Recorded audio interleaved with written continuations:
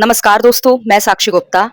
आज मैं सबसे पहले तो उन गिने-चुने लोगों को थैंक यू बोलना चाहती हूँ जो इस बात को समझ पा रहे हैं कि मैं अपने वीडियोज़ में किस पर्सपेक्टिव से वकीलों की परेशानियों की बात कर रही हूँ। हम क्लाइंट की परेशानियों पर तो इस चैनल पर बात करते ही हैं, 90% हम क्लाइंट्स की परेशानियों पर बात करते हैं, लेकिन एक वकील की परेशानी के बारे में भी बात करना ज़रूरी है। जैसा कि जो पुराने मेरे सब्सक्राइबर्स हैं, जो पुराने मेरे व्यूअर्स हैं, जो पुराने मेरे शुभचिंतक हैं, वो बहुत बेहतरीन तरीके से जानते हैं कि मैं किस तरह की इंसान हूँ। मैं अगर कोई जज गलत कर रहा है तो मैं जज के खिलाफ बोलती हूँ, मैं पुलिस के खिलाफ बोलती हूँ, मैं वकीलों के खिलाफ बोलती हूँ और अगर कोई क्लाइंट गलत कर रहा है तो मैं क्लाइंटों के खिलाफ भी बोलती हूँ। तो मैं किसी का भी एक तरफा पक्ष नहीं लेती। मैं हर किसी के बारे में बात करती हूँ और मेरा ऐसा मानना है कि हर प्रोफेशन में हर जगह अच्छे और बुरे लोग होते हैं। वकीलों में भी अच्छे और बुरे दोनों होते हैं, पुलिस में भी अच्छे और बुरे दोनों होते हैं, जज में भी अच्छे और बुरे दोनों होते हैं और क्लाइंटों में भी अच्छे और बुरे दोनों होते हैं। ऐसा नहीं है कि क्लाइंट भगवान होते हैं, ईश्वर का रूप होते हैं और उनमें कोई कमी हो ही नहीं सकती, उनमें कोई परेशानियां हो ही नहीं सकती। तो मेरे चैनल पर भी बहुत सारे ऐसे क्लाइंट्स हैं, क्लाइंट्स इन द सेंस कि ऐसे लोग हैं जो कि कोई ना कोई अपना कोर्ट केस फाइट कर रहे हैं, लेकिन हर क्लाइंट अंडरस्टैंडिंग हो, बहुत ही अच्छा हो और विक्टिम हो जरूरी नहीं। कुछ लोग ऐसे हैं जो अपने आप को विक्टिम समझते तो हैं पर असल मायने में वो विक्टिम है नहीं।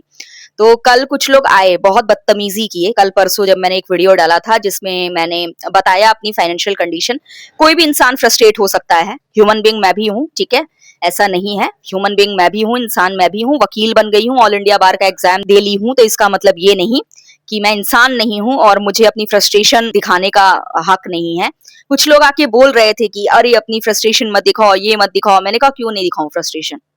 Each and every single have to know, right, have to know कि एक जूनियर एडवोकेट कितनी परेशानियों से गुजरता है। मैंने देखा कुछ कुछ ऐसे ग्रेट माइंड के लोग थे। मैंने कुछ लोगों को ऐसा बताया कि भाई मैं ड्रेसेस वगैरह भी बहुत सोच समझ के खरीदती हूँ। यहाँ पर दिल्ली में पीजीज वगैरह में हम रहते हैं, तो फ्रेंड्स लोग क्या करते हैं, हम लोग अपने में ड्रेसेस वगैरह एक्सचेंज कर लेते हैं।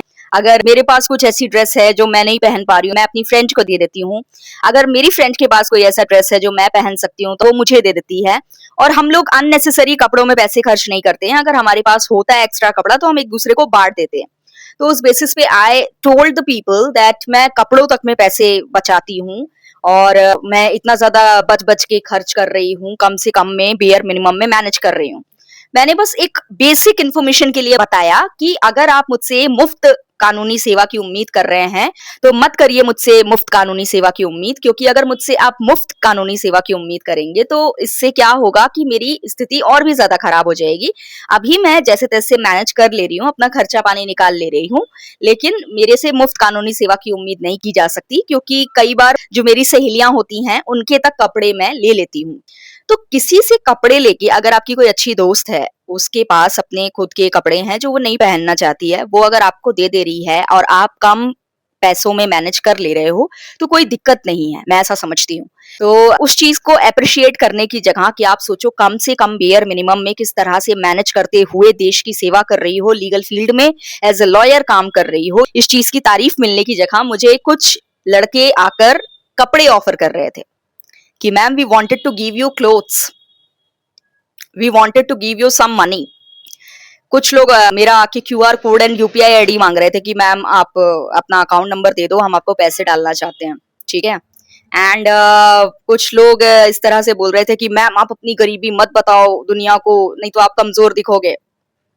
First of all I wanted to tell you कि जो पुराने लोग हैं उनको तो बताने की जरूरत नहीं है, लेकिन जो नए लोग हैं उन लोगों को मैं बता दूं, I am 10 years experienced CBSE certified teacher. मैं 10 साल एक्सपीरियंस सीबीएसई सर्टिफाइड टीचर रही हूँ। केंद्रीय विद्यालय जैसे स्कूल से मैंने अपनी पूरी स्कूलिंग कंप्लीट की है। लीगल स्टडीज जो है मैंने 70% मार्क्स से कंप्लीटेड किया है। ऑल इंडिया बार एग्जामिनेशन मैंने फर्स्ट अटेम्प्ट में निकाला है। एंड मैं छत्तीसगढ़ हाई कोर्ट में प्रैक्टिस कर रही थी। 1 मंथ के लिए मैंने प्रैक्टिस कंप्लीट करके मैंने तुरंत दिल्ली के लिए मैंने अपने आप को मूव किया। इसलिए किया, मैं छत्तीसगढ़ हाई कोर्ट में आगे भी प्रैक्टिस कर सकती थी, मुझे अच्छे खासे सीनियर मिल चुके थे, बट स्टिल मैंने दिल्ली इसलिए मूव किया क्योंकि it was necessary for my growth, because Chhattisgarh में फीमेल को ज्यादा अच्छी अपॉर्चुनिटीज नहीं मिलती हैं। एक और चीज मैं बताना चाहूंगी कि मैं लॉयर्स के खानदान से बिलोंग करती हूँ। मेरे दादाजी लॉयर रहे हैं, मेरे बड़े पापा लॉयर रहे हैं, मेरे पिताजी लॉयर रहे हैं और मेरे दूर के फूफा जी chief justice of high court रहे हैं। तो आप समझ सकते हैं कि मैं किस तरह की फैमिली से बिलोंग करती हूँ। और मतलब अगर ऐसे दूर दूर के फैमिली के रिलेटिव्स बेसिस पे देखो तो कितने लॉयर्स आपको मिल जाएंगे। तो लीगल फील्ड में बहुत ही बड़ा हमारा ग्रुप है। मेरे दादा, बड़े पापा, मेरे पापा, मेन जो हमारे फैमिली मेंबर्स हैं वो तो हैं ही लीगल फील्ड में। लेकिन अब बात आती है कि साक्षी मैडम, अगर आपकी पूरी फैमिली में इतने सारे लीगल प्रोफेशन में लोग हैं तो आप यहाँ पर दिल्ली में अकेले क्यों स्ट्रगल कर रहे हो और क्लाइंटों का कम से कम या फ्री में काम करने से मना क्यों कर रहे हो? तो मैं आप लोगों को बता दूं कि मेरा वकालत करने का तरीका जो है वो दूसरे वकीलों से बहुत अलग है, बहुत अलग है। मेरे पिताजी, मेरे दादाजी, मेरे बड़े पापा पौराणिक तरीके से, जो पुराने तरीके हैं, जो ट्रेडिशनल तरीके हैं वकालत करने के, उस तरीके से वो वकालत करते हैं। और दूसरी चीज कि थोड़ा सा उन लोगों की सोच लड़कियों को लेकर एक थोड़ी छोटी टाइप की है। उनका ऐसा मानना है कि ये प्रोफेशन लड़कियों के लिए नहीं बना है और इस प्रोफेशन में घर की लड़की नहीं जानी चाहिए। उनका तो ऐसा चाहत था कि मेरी शादी जल्द से जल्द हो जाए। शादी पर मैं बिलीव नहीं करती, ठीक है। शादी का मतलब मुझे बहुत अच्छे से पता है। देखो, प्यार अगर चाहिए तो माँ भी प्यार दे देगी, दोस्ती अगर चाहिए तो सहेलियां आपको वो दोस्ताना दे देंगी, ठीक है। शादी आप किस लिए करते हो मुझे बहुत अच्छे से पता है। रही बात शक्ति की, तो शक्ति मैं बता दूं मुझ में बहुत है। हर जगह खल्ली बनकर लड़ने की आवश्यकता नहीं है। मस्तिष्क में इतनी शक्ति है कि देश के किसी भी कोने में भेज दो, लड़कों को आराम से चकमा देके अपनी जान बचा के अपनी सुरक्षा सुनिश्चित करके मैं निकल सकती हूँ। तो भाई मुझे शादी करने का कोई बहुत बड़ा रीजन नहीं मिलता, ठीक है। और अगर मैं शादी कर लूंगी तो दूसरों की शादियां कैसे बचवाऊंगी कोर्ट में? तो सच बोल रही हूँ, मेरे पास ज्यादातर आदमी लोग आते हैं अपनी औरतों से छुटकारा पाने के लिए कि मैडम बहुत जीना हराम करके रखिए हमको एलुमनी के नाम पे, ठीक है। और बहुत सारी ऐसी लेडीज हैं जो एक्स्ट्रा मैरिटल अफेयर बाहर चला रही होती हैं और मेल्स को परेशान कर रही होती हैं और ऐसे भी अननेसेसरी थिंग्स की वजह से भी लेडीज परेशान कर रही होती हैं। तो मेरा ऐसा मानना है कि शादी वादी ये सब बाद में रखो। This is my own personal decision. If I wanted to marry someone then I will definitely do that, but it's not people's choice, right? तो I will marry or not, this is my own personal choice. But the thing is that कि right now I just wanted to focus on the legal field and it's my goal कि मुझे legal field में बहुत ही अलग तरीके से काम करना है, जिस तरीके से काम करना मेरी फैमिली एक्सेप्ट नहीं कर रही थी। और क्या तरीका है वो काम करने का, ये आपको तब पता चलेगा जब आप वो मेरे चैनल के 350 वीडियोस देखोगे। मेरा तरीका है कि अगर आपको आइडिया हो चुका है कि आपके सामने जो क्लाइंट खड़ा है वो विक्टिम नहीं है, वो क्रिमिनल है, वो कल्प्रिट है, तो don't take that particular person's case. That my way to do litigation. Second thing, गलत अगर हो रहा है तो सामने कितनी भी बड़ी हाई पोजीशन का बंदा खड़ा है, उसके खिलाफ आपको स्ट्रेटेजी बनानी है, लोगों को अवेयर करना है और उस व्यक्ति को पूरे स्मार्ट वे से रोकना है। एकदम जाके भिड़ नहीं जाना है कि आपकी मुसीबत आ जाए, आपके प्रोफेशन पे बात आ जाए, लेकिन एटलीस्ट लोगों को अवेयर करना है, मैक्स टू मैक्स ऐसे लोगों के खिलाफ जाना है। तो मैं चापलूसी करने वालों में से नहीं हूं। मैं ऐसी नहीं हूं कि भाई मेरे वकील भाई हैं तुम उनके खिलाफ कैसे बोल सकती हूँ। If you are wrong that I will say against you.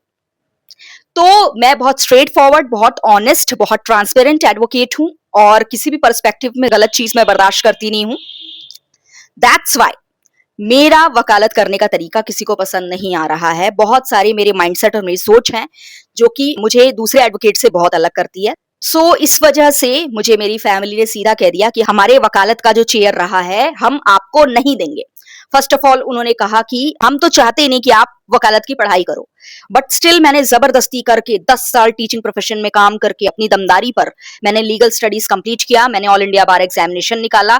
I became the advocate and I came to Delhi and मैंने अकेले प्रैक्टिस स्टार्ट की यहाँ पे, अपना चरित्र मेंटेन करते हुए, बिना कोई गंदा काम किए बगैर मैंने अपनी प्रैक्टिस स्टार्ट की। मैंने अपने आप को स्टैब्लिश किया, मैंने चैनल के माध्यम से अपने आप को रिप्रेजेंट किया और आप लोगों में से कुछ बहुत ही शुभचिंतक लोगों ने मुझे सपोर्ट किया और मेरी जो माइंडसेट थी, मेरे जो गोल्स थे, उनको अप्रिशिएट किया और इस चीज को समझा कि मैं यहाँ पर कितनी नेक नियत से आई हूँ लीगल फील्ड में। अगर आपको मेरी नीयत समझनी है कि मेरा असली गोल क्या है लीगल फील्ड में, तो आपको मेरे बहुत सारे ऐसे वीडियोस मिल जाएंगे। उन वीडियोस की प्लेलिस्ट मैं डिस्क्रिप्शन में डाल दूंगी, आप लोग जाकर वो वीडियोस देखिए। आपको समझ आएगा कि मैं क्यों इस फील्ड में इतना डिफरेंट चल रही हूँ और क्यों मैं इतना ज्यादा आप लोगों से सपोर्ट की उम्मीद करती हूँ। तो कुछ लोग मुझे पैसों को लेकर जिस तरीके से बोल रहे थे, मैं कह रही थी कि मेरी मेहनत का, साक्षी गुप्ता इतनी ज्यादा मेहनती है, इतनी ज्यादा खुददार है, इतनी ज्यादा इंटेलिजेंट है, इतना ज्यादा उसके में काबिलियत है कि सुबह से लेकर शाम तक अगर मेहनत करने पे आ जाए और जिसके लिए मेहनत कर रही है वो ईमानदारी से उसका मेहनताना दे दे, तो अपना क्या आप लोगों के भी 4 बंगले बनाकर खड़े कर दूंगी मैं। समझ गए? तो साक्षी गुप्ता इतनी कमजोर नहीं है जिसे आपको कपड़ा देने की, आपको पैसे देने की आवश्यकता हो। सबसे पहली चीज तो ये।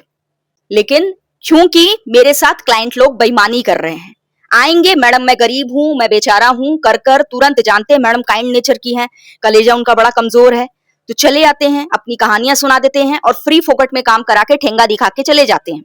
वहां पर मुझे लग जाता है आग, खून खौल जाता है मेरा भयानक। उस कंडीशन में जब मैं 4 बातें सुनाती हूं तो उसमें जो 4 सब्सक्राइबर, 4 व्यूअर्स मुझे देख रहे होते हैं, उनको लगता है शायद एक कोई भिखारी वकील भीख मांग रही है। Bro, I am not begging, I am just saying this particular thing कि मुझे मेरा मेहनताना दे दो। If I have worked for you, please give my fees, that's it. This was the thing which I have said in the last video. But people were thinking like this, I am a bhikhari.